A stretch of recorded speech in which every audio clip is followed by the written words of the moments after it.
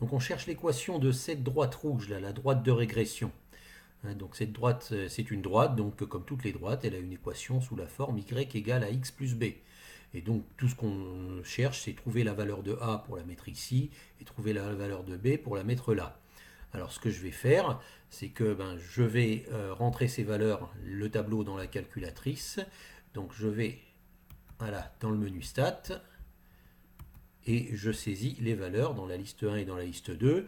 Dans la liste 1, je saisis tous les âges. Dans la liste 2, je saisis toutes les masses, en faisant bien correspondre les âges et les masses. Je peux aller plus bas pour bien vous montrer que j'ai bien tout saisi. Voilà, ça je pense que vous savez le faire.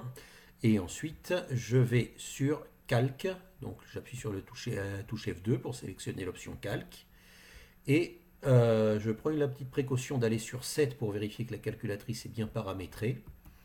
Et dans 2 var, je regarde 2 var parce que je suis à 2 variables.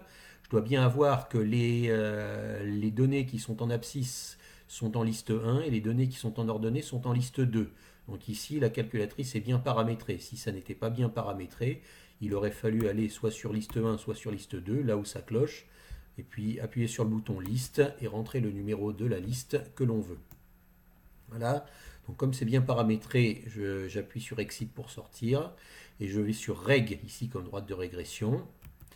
Et là, on me propose différents modèles de régression. La calculatrice gère d'autres régressions que la régression linéaire.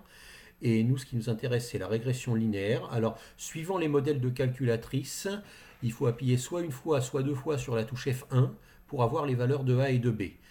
Donc, pour moi, une seule fois suffira, mais peut-être pour votre calculatrice, il faudra appuyer 2 fois.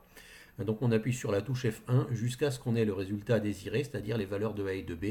Et là, vous voyez, régression linéaire, linear regression. Et on a la valeur de A, 14,86, et la valeur de B, 87 même, et la valeur de B, 117.